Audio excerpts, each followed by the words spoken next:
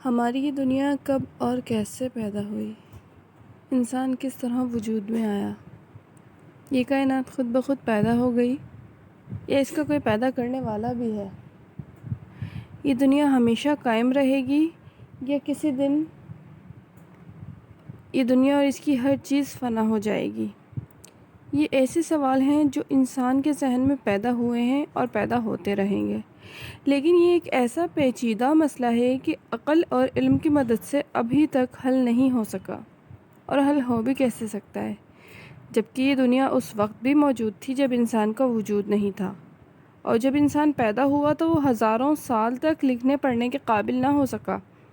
شروع میں وہ اتنا غیر مہذب تھا کہ شہر تو بڑی چیز ہے، گاؤں میں بھی رہنا نہیں جانتا تھا، نہ کھیتی باڑی کر سکتا تھا اور نہ کوئی چیز بنا سکتا تھا، جنگلوں میں بنا لباس پھرتا تھا اور مکانوں کی بجائے غاروں میں رہتا تھا، پیٹ بھرنے کے لیے جنگل کے پھل اور پتوں پر گزارا کرتا تھا۔ ایسی صورت میں انسان کے لیے اپنے وجود سے پہلے کا حال بتانا تو بڑی بات ہے، خود اپنے زمانے کے ابتدائی حالات اور تاریخ کو بھی یاد رکھنا ممکن نہیں۔ اس لیے اس دنیا کی پیدائش کے بارے میں کچھ بتانا، ایک ایسے دور کے حالات معلوم کرنا جب بنی نوع انسان کا اس زمین پر آغاز ہوا، ناممکن ہے۔ عالموں اور سائنسدانوں نے اس سلسلے میں کچھ تحقیقات ضرور کی ہیں، لیکن یہ باتیں یقینی نہیں ہیں اور حقیقت کا ان سے کوئی تعلق نہیں ہے۔ اس طرح غیب کے حالات، یعنی ایسی دنیا کے حالات بتانا جس کو ہم آنکھوں سے نہ دیکھ سکتے ہوں، صرف عقل کے بس کی چیز نہیں ہے۔ کچھ لوگ یہ بھی کہتے ہیں کہ اس دنیا کا کوئی پیدا کرنے والا نہیں ہے اور یہ سب کچھ خود بخود پیدا ہو گیا ہے۔ یہ بات نہ تو عقل میں آتی ہے اور نہ دل کو مطمئن کر سکتی ہے، اور یقینی تو کسی حال میں نہیں ہو سکتی۔ ایک شاعر نے کہا ہے، جب تم ایک کتاب پڑھتے ہو تو جانتے ہو اس کا کوئی لکھنے والا بھی ہے، اور جب تم ایک شاندار عمارت کو دیکھتے ہو تو تمہارا ذہن اس کے بنانے والے کی طرف جاتا ہے، تو کیا زمین اور آسمان کو بنانے والا کوئی نہیں ہے؟ اے لوگو، غور کرو اور جان لو کہ کائنات کا یہ وجود خود ہی اس بات کا ثبوت ہے کہ اس کا پیدا کرنے والا بھی کوئی ہے اور وہ اللہ کی ذات ہے۔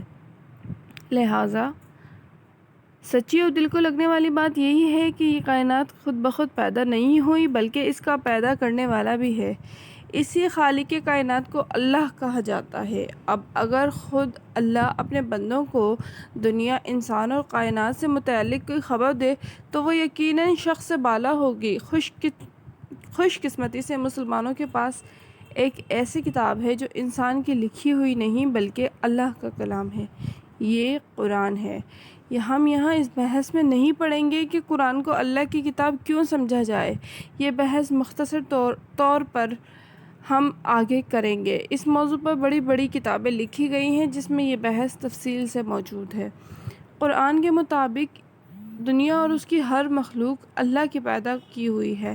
صرف اللہ ہی کی ذات ہے جو ہمیشہ سے ہے اور ہمیشہ رہے گی، باقی ہر چیز فنا ہو جائے گی۔ اللہ نے اپنے بندوں کی رہنمائی کے لیے اور غیب کی ان باتوں کو بتانے کے لیے جن سے کوئی شخص اپنی محدود عقل کی مدد سے واقف نہیں ہو سکتا، ایک کتاب دی ہے جس کو قرآن مجید کہا جاتا ہے۔ اس کتاب میں اللہ نے دنیا کی پیدائش اور اس کے خاتمے سے متعلق کچھ ایسی باتیں بتائی ہیں جو کسی اور ذریعے سے معلوم نہیں ہو سکتی۔ چونکہ یہ باتیں ایک ہستی کی بتائی ہوئی ہیں جو ہر چیز کا پیدا کرنے والا ہے، اس لیے ہمارے لیے معلومات حاصل کرنے کا اس سے زیادہ صحیح اور کوئی ذریعہ نہیں ہے۔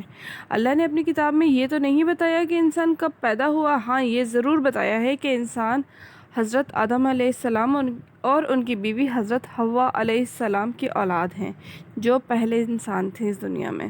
قرآن میں یہ بھی بتایا گیا ہے کہ جب اللہ نے حضرت آدم کو جنت سے زمین پر بھیجا تو ان سے یہ وعدہ بھی کیا تھا کہ آنے والے نسلوں کی ہدایت اور رہنمائی کے لیے اللہ اپنے رسول اور نبی بھیجتا رہے گا۔ جو لوگ ان رسولوں کی ہدایت پر چلیں گے وہ کامیاب ہوں گے اور ان کی دنیا اور بھی اچھی گزرے گی۔